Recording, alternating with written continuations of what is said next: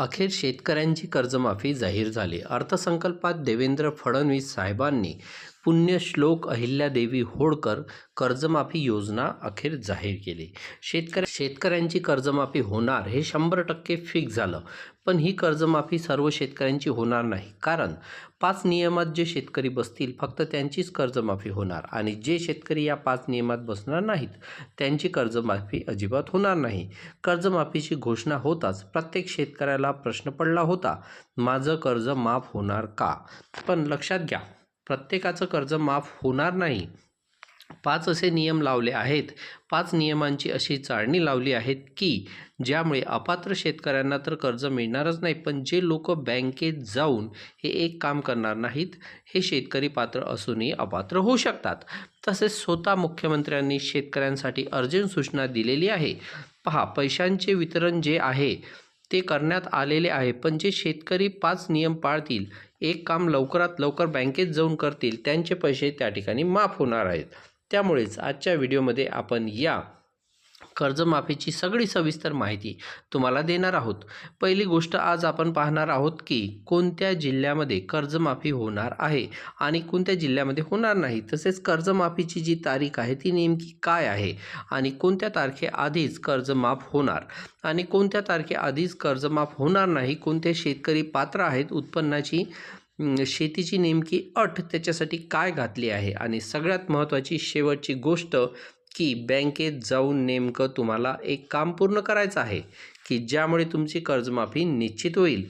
कोणत्या जिल्ह्यामध्ये कर्जमाफी होणार नाही आणि कोणत्या बँकांची कर्जमाफी ही अजिबात होणार नाही, अशी सगळी सविस्तर माहिती तुम्हाला व्हिडिओमध्ये मिळणार आहे. पुण्यश्लोक अहिल्यादेवी होळकर कर्जमाफी योजना तुम्हाला कर्जमुक्त करू शकते, पण त्यासाठी तुम्हाला जागृत राहावं लागेल. तुम्हाला तुमचं नाव यादीत आहे की नाही हे घर बसल्या मोबाईलवर चेक करायचं असेल तर काय करावं, उद्याच्या उद्या आपल्या जवळच्या बँकेत जाऊन तुम्हाला तुमचं पासबुक अपडेट करायचं आहे.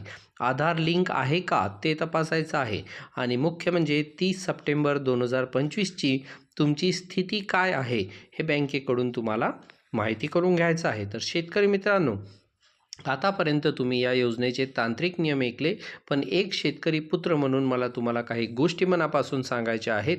सरकार घोषणा करतं, GR निघतो, पण प्रत्यक्ष पैसा आपल्या खात्यात येईपर्यंत अनेक जण अपात्र ठरलेले जातात. कारण आपल्याला फक्त बातम्या ऐकतो पण प्रत्यक्ष कृती करायला उशीर होतो. आता नीट लक्ष देऊन ऐका.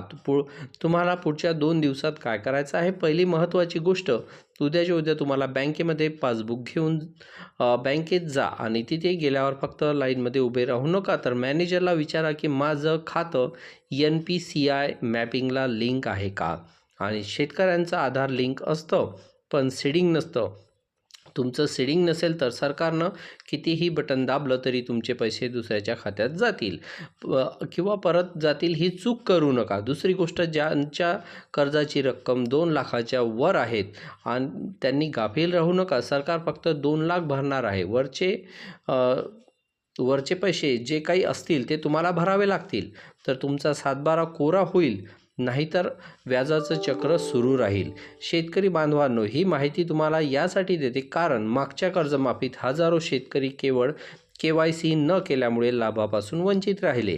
तोच प्रकार यावेळी होऊ नये म्हणून तुम्ही जर विदर्भ, मराठवाडा आणि पश्चिम महाराष्ट्रातून असाल तर तुमच्या या जिल्ह्यातील स्वतंत्र यादी लवकरच सुरू होणार आहे. आता मला तुमच्याकडून एक मदत हवी आहे. हा व्हिडिओ फक्त स्वतः बघू नका, आपल्या गावातील शेतकरी ग्रुपवर आणि मित्रांना, नातेवाईकांना हा व्हिडिओ शेअर करा. कारण जी माहिती अभावी कोणाचं नुकसान होऊ नये हीच आपली भावना आहे. आता मला कमेंटमध्ये एक गोष्ट नक्की सांगा, तुमचं कर्ज नेमकं कोणत्या बँकेचं आहे. जिल्हा बँक आहे की सरकारी बँक आहे. कारण बँकेनुसार नियमात थोडा बदल असू शकतो. तुम्ही तुमची बँक कमेंटमध्ये लिहिली तर मी तुमच्या बँकेसाठी नेमका कोणता नियम आहे त्यावरचा पुढचा व्हिडिओ बनवू शकेन.